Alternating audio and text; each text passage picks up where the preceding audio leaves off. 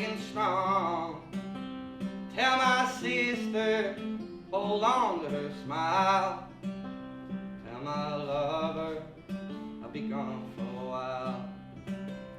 I'm a young boy in the heart and mind. I wanna see more than this city line. Pack up all my things and off I go. I won't be back around here no more. So tell my mother to worry none. Tell my father I've grown big and strong. Tell my sister hold on to her smile. Tell my lover I'll be gone for a while. I've seen the hills and the fields of green. I've swam the rivers and I've sailed the sea. But in my heart you'll always be. I'll think of you, you'll think of me. So tell my mother to worry none. Tell my father I've grown big and strong. Tell my sister hold on to her smile. Tell my lover I'll be gone for a while.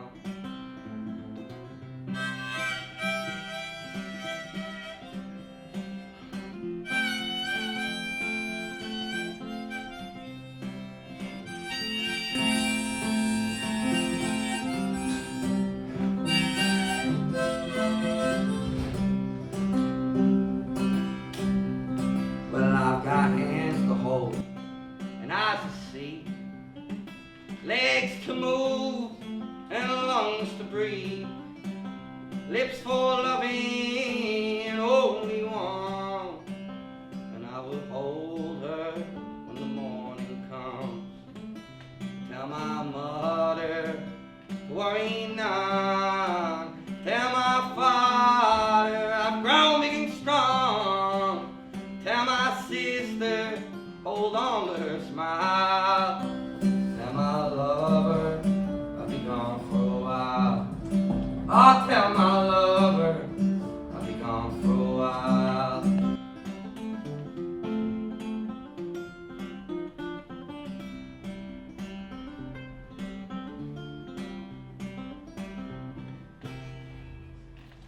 Thank you very much.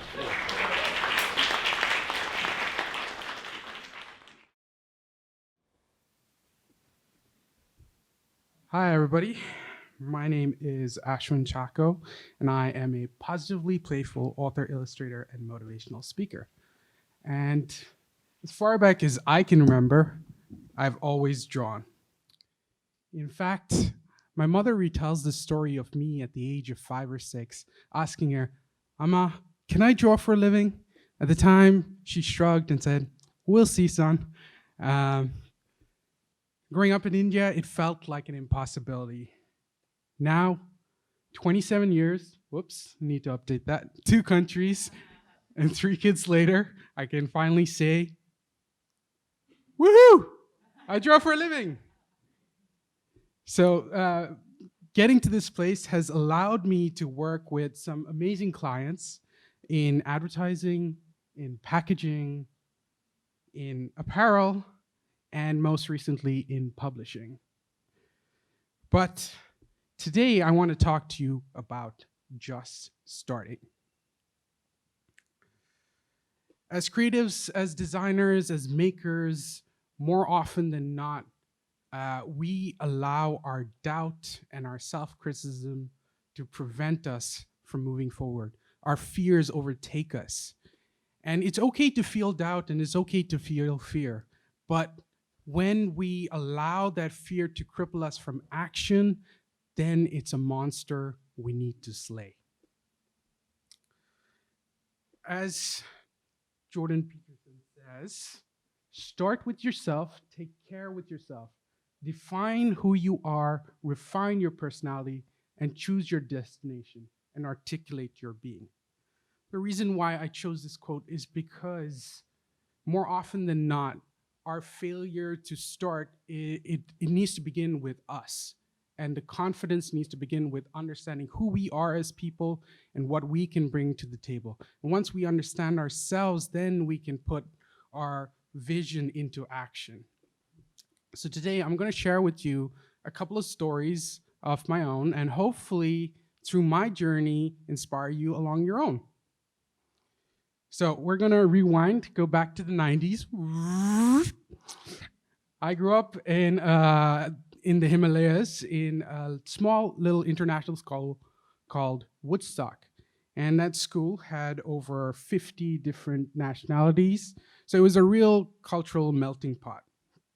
And like every high school, a Hollywood high school drama, our school was full of cliques. So we had the Korean gaming gang, you had the jazz club, the nerds, and of course the cool kids. Of course, I wanted to be one of the cool kids, and because this was the 90s, all the cool kids were into hip hop and rap. At the time, I was a missionary kid, so I'd been in villages and stuff before I went to this school. So I had no idea about it and no real appreciation. But because of my darker complexion and on the behest of the cool kids, I took to stealing my dad's t-shirts, shaving my head, and wearing a bandana so I could look like Tupac. Here's a little flashback. So, as people, as beings, we all want to belong to something, right? I think this is either a rap battle or a breakdance battle, one of the two. So we all want to belong, but that sometimes that costs us something. And sometimes it's the wrong type of cost. And so we need to be careful about that. So even though I was into rock and roll and jazz, I ended up dressing like a gangster. So this was my state of being for a while until the end of 10th grade when I finally got to go on exchange to Australia. Leaving this little bubble of a school that I was living in, because it was boarding school, all I knew was the people there. Leaving it gave me the opportunity to dig deep and ask myself some questions and really see the world for what it really is. And I came to this realization: I could either spend my time trying to please the people around me and be the protagonist in somebody else's story, or I could choose to start my own story and pursue the things that I was passionate about. And so I made the hard decision to embrace the weird in me. And so when I came back from my time on exchange, I wore all kinds of quirky hats and had waistcoats and things that I loved to wear, me in the 70s. And so I had learned to be who I was. And rather than being rejected by my peers at the time, my classmates, this is what I had psyched myself up to, that, you know, everybody's going to be like, oh, he's stupid or whatever. This actually led, funnily enough, to be me being named the most fashionable student in 11th grade, which is ironic. But yeah, when I look back at this time, it all stems from a place of insecurity. And I believe more often than not, that same insecurity applies to our work. When we're insecure about ourselves, when we're insecure about our work, when we're afraid of making mistakes, then we can't create the best work, the work that can create an impact. I realized then that your work isn't for everybody. The reality is some people are going to like it, some people are going to hate it, and you have to be okay with that fact and realize who is your true audience and why that matters. Speaking of people not liking your work and of failure, in 2018, I wrote my first children's book. It was called Into the Woods We Go. I was super excited about this book. It's the first book I'd written. I did this full layout, and I got onto the computer and looked for all the different publishers I could find and started emailing them. Dear publisher, I had this great idea for children to encourage them to use their imagination. I'd love to work with you. 6 months went by, no answer. 1 year goes by. I finally get one letter, and it's a no. Now, this was devastating for me at the time. And so I had a choice to make. Do I continue to pursue this line, or do I let my fear steal my potential? And I'm sad to say, at this point in time, I allowed my fear to overwhelm me. And I didn't face my giant. And I didn't keep going because I felt like I sucked. But we all suck at some point, and we need to realize that we suck until we don't. And that means perseverance and discipline and the audacity to continue to keep going. So it wasn't until 2020, when the world paused, that I finally had some time to think about what sort of impact I wanted to make with my work. The world pausing was a really good thing for me because I finally had to sit down and look at everything I was doing and see, where did I actually really want to go? Because I had finally achieved my dream of drawing for a living, but what impact did I want to have on the world? And so I started asking myself some really deep questions like, why do I do what I do? And what do I hope to achieve? And this time of self-care, and it's important to note it's self-care, not self-pity, because that's a whole deep, dark tunnel you don't want to go down. But self-care allows you to move forward and pursue what you're really excited and passionate about. So this time of self-care allowed me to realize what my why was. What was my purpose? And I realized my why was to bring joy and encouragement in everything I do. So what is the importance or the impact of why? Well, that's a whole different talk, but to sum it up, Nishiki says, he who has a why to live for can bear almost any how. And that's true, because having your why then gives you the motivation to go keep moving forward when the storms of life hit you, when you get rejected by all the publishers, right? And the fact is, you can have the greatest vision in the world, but your vision is a verb. So that means without action, it's dead, like your dreams. So now I had realized my why, I had realized my vision, I realized that I could no longer wait for permission to keep moving forward, right? And so I took matters into my own hands and I self-published What Wondrous Shapes We Are. Now, this was great to get something out there. And you might be saying, oh, good for you, Ashwin. I'm glad you did that, but I don't know how to start. I don't know how to even get going. Half the time I create goals at the start of the year and I never follow through. How many of you have already given up on some of your goals? I know I have, so. The reason why we can't pursue our goals or we fail to is not the lack of motivation, but rather the lack of clarity around our goals. Not the goals themselves, but how do we get around doing this? As James Clear says in Atomic Habits, we leave it to chance and hope that we just remember to do it and feel motivated at the right time. But when we do this, it creates analysis paralysis. So you don't know when you want to do the goal. You say, yes, I want to be healthier. But then you don't put any things into place to actually move yourself in that direction. And so James Clear actually shares a great formula that we can follow. It's, I will behave at this time in this location. By clarifying this for yourself, by working out what you're going to do, when you're going to do it, allows you the clarity and you're no longer paralyzed by when or how or where. And so now you've already made that decision. So for instance, I will develop my children's book at 10 to 11 every day in my home office. Okay, a lot of decisions have already been made. Now I just have to sit down and do that. The other thing you can do is something called behavior stacking. And behavior stacking is you've already got habits that you do every day, right? So, for instance, every day I make myself coffee.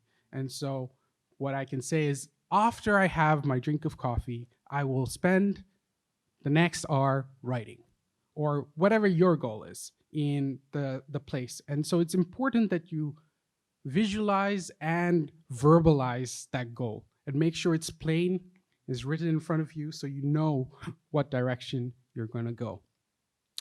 Now, the second problem that you could face is the ever present inner critic, right? The person who's saying, you are an imposter, you have nothing original to say, nobody's going to care. Well, there is this saying, there's nothing new under the sun, right? But I like to tweak that. There is something new, and that's each one of you. Each one of you are unique. Each one of you are special because of the way you are. And you have a very unique perspective on the world because nobody has had your lived experience exactly how you have it. And nobody has the ability to articulate that better than you. So tell your story. That is unique to the world. Your perspective on what's happening around the world is unique. And it could encourage somebody else in their own journey because they see elements of your story in themselves. And they think, if they can do it, so can I. So in reality, your voice matters because it's your superpower. Now, having done all these things, you have to realize that even though I had self-published this book at this time, things didn't happen straight away. I didn't get results the next day. Publishers weren't lining up the next day to say, hey, we want to publish your book now. Growth takes time. And so it wasn't until a year later that the next opportunity happened, where a publisher reached out to do this book, a little book about justice. Now I was no longer pursuing the publisher, but the publishers were pursuing me. And that's because I'd started with a clear goal, a clear intention. I'd followed through, and then I'd used that traction from the book to do things at children's book festivals and get within the community and network of people within that area. And so more often than not, you have to realize things like publishers are businesses, and they're looking at everything as a risk assessment. And so the more you can prove that you are a less risky option, and this applies to every business, the more you can prove you're less of a risky option, the more likely they are going to hire you to do something.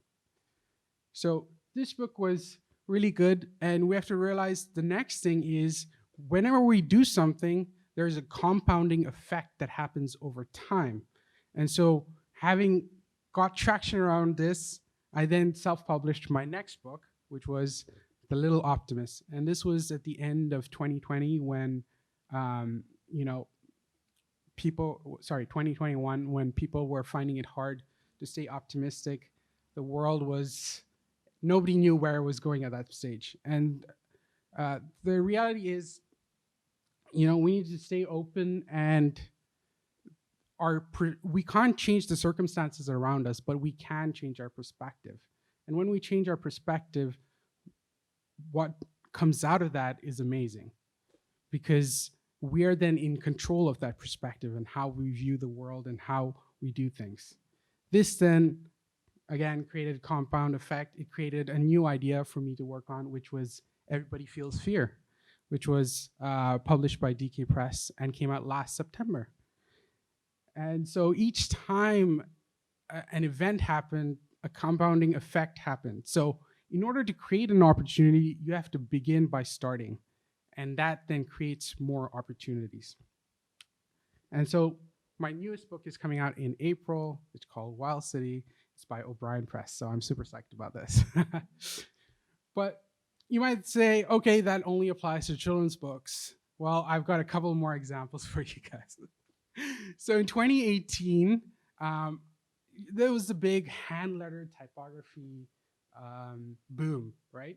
It was everywhere, all online. Instagram was hand-lettered typography. And I saw this. I was like, man, I want to do that. That looks like fun. I wonder if I can get hired to do that. But the main problem was I did not have any work in my portfolio that had typography. So I first started by experimenting, and this is just a buddy of mine, and I got photographs and just drew over them. Uh, then the next thing was, okay, I need to level this up. So I created a 30-day project where I would illustrate a typographical quote every single day, and I had to post it on Instagram. And the reason why I said I had to post it on Instagram is once you announce it, you then have to be accountable, right? And most often, we're happy to fail ourselves, but we find it harder to fail other people. And so, if nothing else, get yourself an accountability partner and you'll be able to push through. So, 30 days, I did this every day. And at the end of 30 days, there was a realization. Actually, there's a connection between a lot of these posts that I created. It was almost like I was having a conversation with myself about freelance life and all the lessons I'd learned. And so I was like, okay, let's put that into a book. It's called Keep At It. So it's lessons that I would tell myself 10 years ago. And this is a big one. Don't be afraid to make mistakes. So once I got the book, I then went to art directors and said, hey, here's the new book. I'd love to show you some of my work. And I started getting hired to do the work. So every time I've wanted to do something new that was not in my realm of work, by starting something by myself, by not waiting for permission for that to happen, I then create the opportunity or position myself to get the opportunity that I'm looking for. I'll give you a third example. And again, this is from, when I found my why, there was 3 areas that I wanted to focus in on.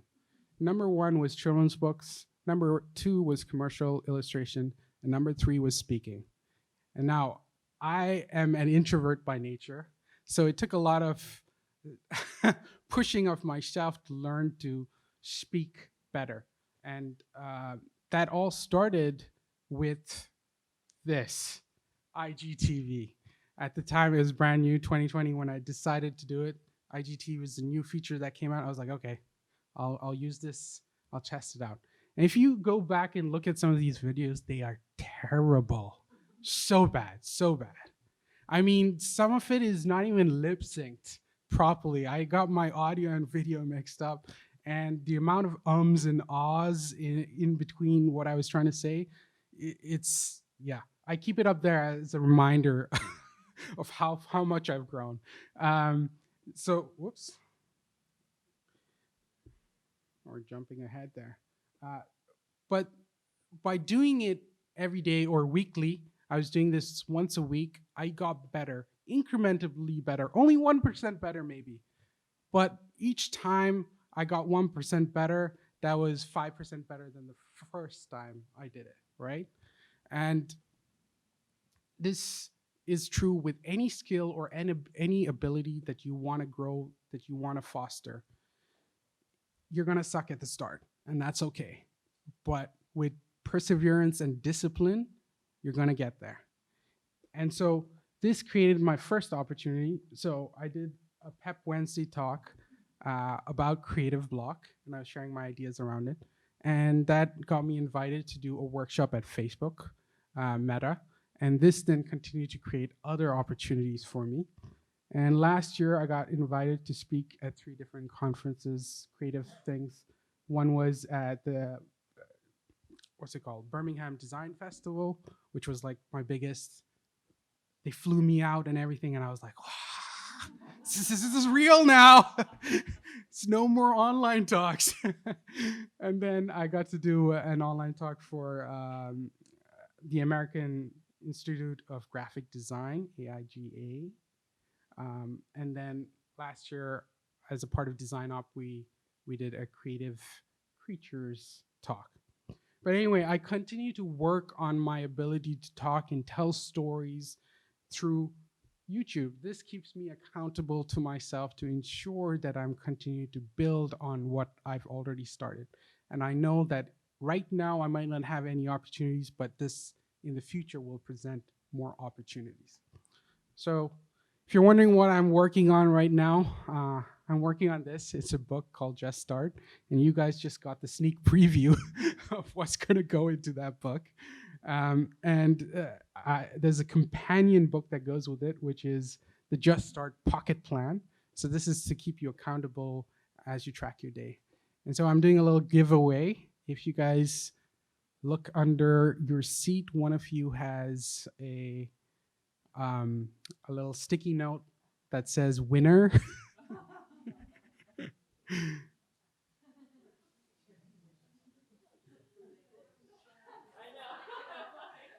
Hopefully it hasn't fallen off.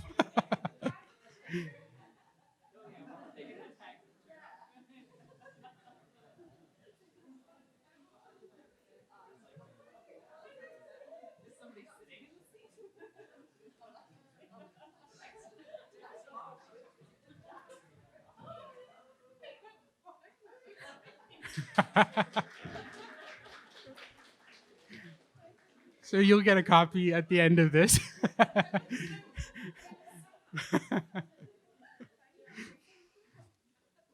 All this to say, I want to encourage you guys to face your giants, because the reality is each one of you is equipped with everything you need. The thing that we're all born with, your imagination, your creativity. And when you put this in line with your vision, with intention, and just start, you can make your future. That's it for me.